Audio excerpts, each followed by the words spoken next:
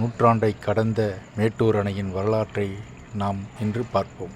கர்நாடக மாநிலத்தில் உள்ள மேற்கு தொடர்ச்சி மலையில் கூர்க் எனப்படும் குடகு மொழி பேசும் குடகு மாவட்டத்தில் உருவாகும் காவிரி ஆசன், மைசூரு, மாண்டியா, பெங்களூரு, சாம்ராஜ்நகர் ஆகிய மாவட்டங்கள் வழியாக பயணித்து தருமபுரி மாவட்டத்தில் உள்ள பிலிகுண்டுலு வழியாக தமிழ்நாட்டுக்குள் நுழைகிறது.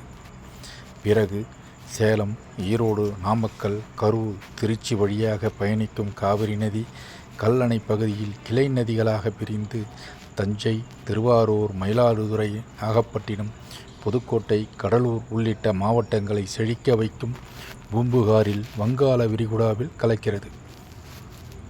இந்த நீண்ட பயணத்தில் சுமார் 17 லட்சம் ஏக்கர் பரப்பளவு செழுமையாக்கும் காவிரி தாயின் ஆக்ரோஷமான நீரோட்டத்தால் பல ஏக்கர் பாசன நிலங்கள் வெள்ள நீர் சூழ்ந்து டெல்டா விவசாயிகளின் கண்ணீருக்கும் காரணமானது. இதனால் 1801ஆம் ஆண்டு பிரிட்டிஷ் இந்திய கிழக்கிந்திய கம்பெனி இரு மலைகளுக்கு இடையே காவிரி நுழையும் பகுதியான மேட்டூரில் அணை கட்ட முயன்றது. ஆனால் இதற்கு அன்றைய மைசூரு சமஸ்தானம் கடும் எதிர்ப்பை தெரிவித்ததால் அணை கட்டும் திட்டம் கைவிடப்பட்டது. ஆனால் நீரை தேக்கவும் கட்டுப்படுத்தி வேளாண்மை செய்ய முடியாத காரணத்தால் வறட்சியும் வெள்ளமும் ஒருங்கிணைந்த தஞ்சை மாவட்டத்தை வாட்டி வதைத்து வேளாண்மையை கடுமையாக பாதித்தால் இந்திய நீர்ப்பாசனத்தின் தந்தை என அறியப்படும் சர் ஆர்தர் காட்டன் என்ற ஆங்கிலேய பொறியாளர் காவிரி நீரை கட்டுப்படுத்தி நீரை மேலாண்மை செய்ய பல்வேறு திட்டங்களை வகுத்தார். அதில் ஒன்று மேட்டூரில் அணை கட்டப்பட்ட மைசூரு சமஸ்தானத்தின் அனுமதி பெறுவது. ஆனால் தொடர் எதிர்ப்பு காரணமாக அது கைவிடப்பட்டதால் கல்லணையை சீராக்கி நீரை பிரித்து அனுப்பும் அவரது மற்றொரு திட்டம் வெற்றிகரமாக செயல்பாட்டுக்கு வந்தது. இறுதியில் 1923ஆம் ஆண்டு கேரளத்தில் உள்ள திருவிதாங்கூர் சமஸ்தானத்தில் முக்கிய பொறுப்பில் இருந்த திவான் பகதூர் சர் சி.பி. ராமசாமி ஐயரிடம் ஒருங்கிணைந்த தஞ்சாவூர் மாவட்ட விவசாயிகள் தங்கள் பிரச்சனையை எடுத்துரைத்தனர். அவரின் முன்னோர் தஞ்சாவூர் மாவட்டத்தை பூர்வீகமாக கொண்டவர்கள் என்பது குறிப்பிடத்தக்கது. சி.பி. ராமசாமி ஐயர் மைசூரை சேர்ந்த திவான் பகதூர் விஸ்வேஸ்வரய்யாவை அணுகி இது குறித்து விரிவாக எடுத்துரைத்தாலும் அணை கட்டும் முடிவுக்கு மைசூர் சமஸ்தானம் தொடர்ந்து முட்டுக்கட்டை போட்டது.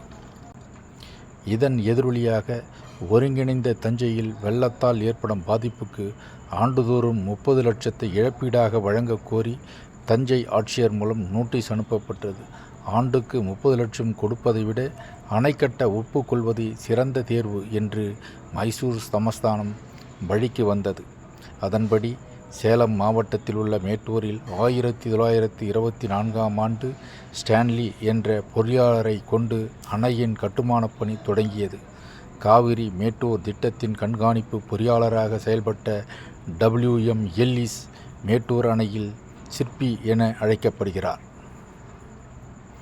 1934ஆம் ஆண்டு ஆகஸ்ட் 21ஆம் தேதி அன்றைய மெட்ராஸ் ஆளுநராக சர் ஜார்ஜ் பெட்ரிக் ஸ்டான்லியால் திறந்து வைக்கப்பட்டதால் இது ஸ்டான்லி அணை என்று இன்றளவும் அழைக்கப்படுகிறது. 9 ஆண்டு காலம் நடந்த இந்த கட்டுமானப் பணியில் 10,000த்திற்கும் மேற்பட்ட பணியாளர்கள் ஈடுபட்டனர். சுண்ணாம்பு, காரை மட்டுமின்றி சிமெண்டையும் கொண்டு அணை கட்டப்பட்டது.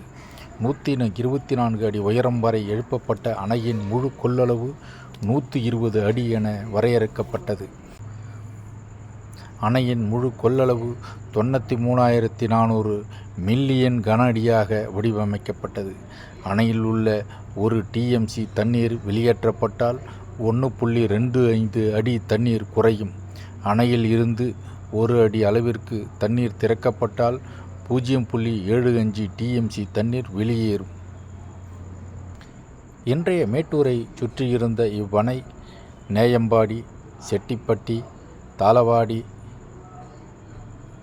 பழைய நயம்பாடி, பண்ணவாடி, கோட்டையூர் உள்ளிட்ட 33 கிராமங்கள் மேட்டூர் அணையால் நீரில் மூழ்கியது. கிபி 10ஆம் நூற்றாண்டில் சோழர்கள் ஆட்சியில் கட்டப்பட்ட நந்தி முகப்பும் ஜலகண்டேஸ்வரர் கோவிலும் ஆங்கிலேயர் காலத்தில் கட்டப்பட்ட இரட்டை கோபுர கிறிஸ்தவ தேவாலயமும் இதன் அடையாள சின்னங்களாக நீரில் மூழ்கியுள்ளது. அணையின் நீர்மட்டம் 80 அடிக்கு கீழ் குறைந்தால் நந்தி சிலையும், 70 அடிக்கு கீழ் குறைந்தால் கிறித்தவ தேவாலயமும் கோபுரமும் இன்றளவுக்கும் தெரியும். 16 கண் மதகுகளை கொண்ட இந்த அணையின் ஆங்கிலேயர் ஆட்சிக்கு பின்னர் வந்த இந்திய குடியரசிலும் 2 மின் நிலையங்கள் உருவாக்க சிறப்பான முறையில் பூங்கா வடிவமைக்கப்பட்டுள்ளது. இந்த பூங்காவிற்கு இந்த அணையை கட்டிய என்ஜினியர், ராயல் என்ஜினியர் என்று சொல்லக்கூடிய எல்லிஸ் அவர்களுடைய, கர்னல் எல்லிஸ் அவர்களுடைய பெயர் தாங்கிய இந்த பூங்கா சிறப்பாக வடிவமைக்கப்பட்டுள்ளது. நார்னியா படத்தில் வருவதை போன்ற சிலைகள் இந்த பார்க்கில் வடிவமைக்கப்பட்டுள்ளது ஒரு சிறப்பான செய்தியாக உள்ளது. அனைவரும் குழந்தைகளோடு சென்று பார்க்க வேண்டிய ஒரு இடம், வரலாற்று சிறப்புமிக்க ஒரு இடம். இந்த இடத்தை அனைவரும் காண தவறாதீர்கள். நன்றி, வணக்கம்.